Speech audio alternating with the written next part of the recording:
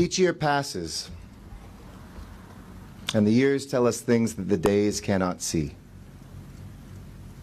365 days go by, and we find ourselves back where we started. Each year looking to dig deeper, to hang on to feeling that still for too many families, too many Los Angeles families, too many American families, and too many families from around the world still daily feel the pain. Each year we try to make sense of an increasingly complicated world. What do we stand for? Who are we? Who do we seek to be? And so we come together because the strength of humanity is with one another. It is when each one of us can look to our left and our right and in front of us and behind us and to see that our strength is not in the moments of fear and of suffering, but of love, of the brotherhood and sisterhood of being human beings. On this National Day of Service, I'm honored to stand beside so many incredible leaders, my colleagues from the city and from the state, Chiefs Terrazas and Osby from our city and county departments, Chief Moore and Sheriff McDonald, citizen commissioners who give their service for no pay every day to oversee these fine departments, our general managers, our union leaders.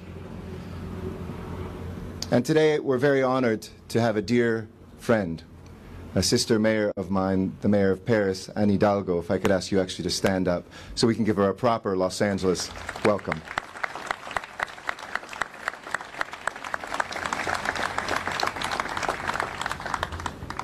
A few years ago, when the Paris Climate Accords were being negotiated, I was on a plane when we heard about the attacks here in San Bernardino. I wasn't sure if I could leave or not and talk to then Chief Beck. I wound up taking a much later plane and coming to Paris. And it was just after Paris, too, had gone through this pain that unfortunately is not gone in this world, because this is still a world of dangers and a world of too many fears. Nous sommes tous Américains. We are all Americans, was what Le Monde, the French newspaper, wrote on September 12th, 2001. Think back to that day.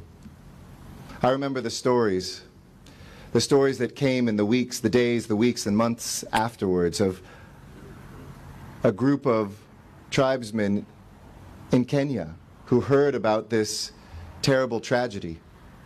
And while they had no money to give, what their wealth was their cows. And they walked from the rural area of Kenya to Nairobi to give dozens of cows to somehow help America. I remember reading about the moment of silence of Indian foundry workers who, after brave men and women took these hunks of steel and they were being melted down in a foundry in India, took a moment to pray, a moment of silence, a moment to cry.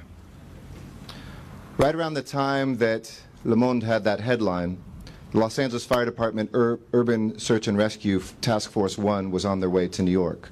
70 of our finest angels in this city to help us down the road towards recovery and healing. On board that flight was Assistant Chief Wade White, today our commander for supply and maintenance, but back then he had just been promoted to captain. And also with him was his brother Craig White. And on the evening of September 11th, while so many of us were paralyzed, or spending time with our loved ones to try to comfort them, these 70 brave men and women did what the Los Angeles Fire Department does, and what firefighters everywhere do, what first responders, police officers, deputy sheriffs do. They heard the call of duty, instinctively knew where their place was. It was there. Assistant Chief White describes boarding the C-141 close to midnight out at March Air Force Base. Before the takeoff, pilot briefed him and said that theirs would be the first plane to return to the skies, and that a fighter jet escort would see them safely to Fort Dix in New Jersey. It's a surreal memory, to be sure, from a stunning moment that none of us will ever forget. And several hours later, they touched down, unloaded the supply cache at the Javits Center, and by late morning, they were on what the rescue workers were talking about as the pile. And if you ask Chief White what he saw, he'll tell you it was like looking at a black and white picture. Everything was covered in dust. And for more than a week, working in the footprint of the towers, Chief White and those with him risked their lives to save others.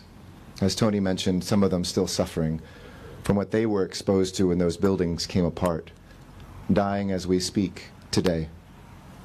The work of hundreds of thousands of firefighters, police officers, of building trades workers, of volunteers that for weeks and months followed showed the world that our spirit was unbreakable, that we could answer despair with unity, that we could see hate and bring heroism, that we could look at the face of fear with the power of hope. And through the smoke and the ashes, the tears and the terror, we are all Americans. And we remember that because this is an America where everybody belongs, or should be an America where we all belong, that so many foreigners that called New York home died there as well. Frenchmen and women, people from around this, immigrants, people who were serving in the restaurant atop one of the towers, people who were just going to work.